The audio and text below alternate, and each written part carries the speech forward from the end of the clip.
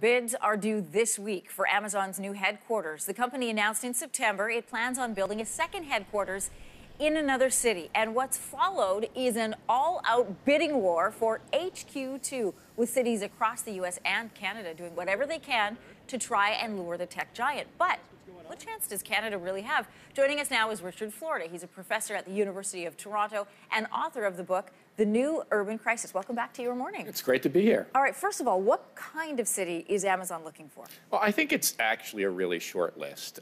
They need a great city with a great university, big enough to absorb as many as 50,000 jobs. So that means 50,000 new jobs and 50,000 people may be moving to that city.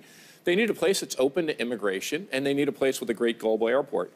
I think that really narrows the set to about 10 cities or metropolitan areas across the U.S. and Canada.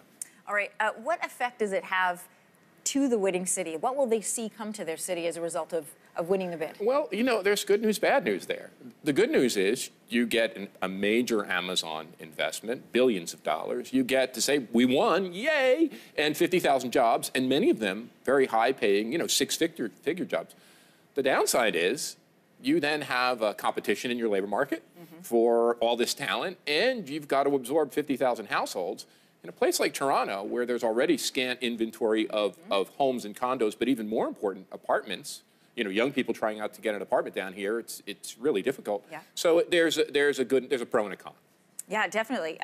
Should cities be falling all over themselves trying to win Amazon's bid? Because we see these bids to lure these companies, they're almost like Olympic bids now. No. And I actually think Toronto's playing this pretty smartly. I actually think Toronto's in good shape. I put it in my top three. I think that Washington, D.C., Bezos already has a $23 million home there. Chicago is another place if he wants to cut costs because housing is less expensive. Toronto, and then I think New York and the other East Coast cities, Philadelphia, Boston, and a few others.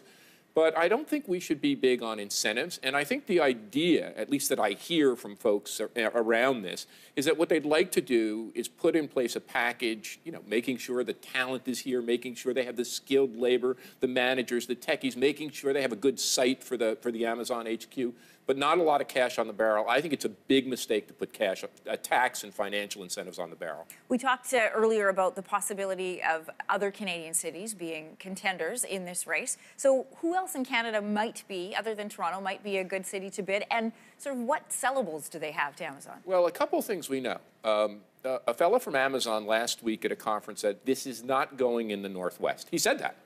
So he said this publicly. We have a headquarters in Seattle. Not everyone wants to be in Seattle in the Northwest. This is coming east. So I think that tells us something, whether he was telling the truth or not, but he said it. Second thing, I think the Detroit-Windsor bid is real. I was just in Detroit this weekend. I mean, what they've done in that downtown, and Dan Gilbert, their billionaire investors leading it. Windsor gives them a place, you know, if the U.S. has these immigration restrictions with Trump and people can't get in. And then I think Toronto, I actually think, you know, not just because I live here, I think Toronto's in the strongest shape. We know, and we know that Amazon has already picked Toronto, right? There are two places that Amazon in the past picked for HQ2, Boston and Toronto, and one person in Amazon, the director of consumer, said, no, let's not put this in Canada. The U.S. market is bigger, so they've already had their eyes on us. The Detroit bid is interesting as well because it also offers them some good PR. Yeah, and I think really the question is, if you're Jeff Bezos, I think you have three choices. Go to Detroit and say, you know, Trump says I want to make America great again. He doesn't like Trump. I'm going to make America great again by rebuilding its Rust Belt city.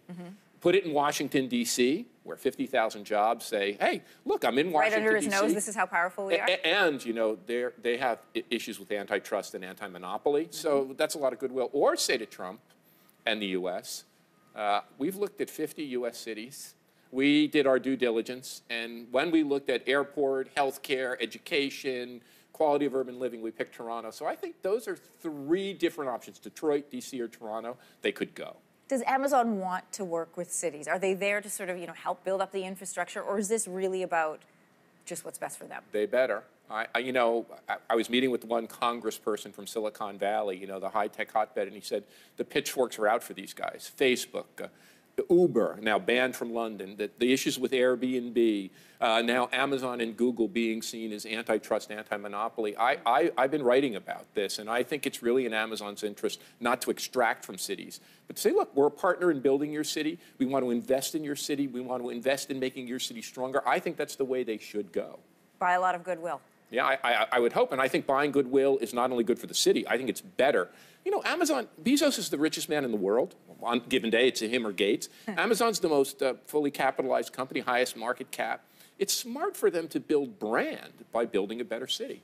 Good to have you here, and I'm excited to see what these bids look like as they come out this week. Yeah, they'll be out this week, and we should know in a few months. All right. Thanks for coming back. It's great to be here.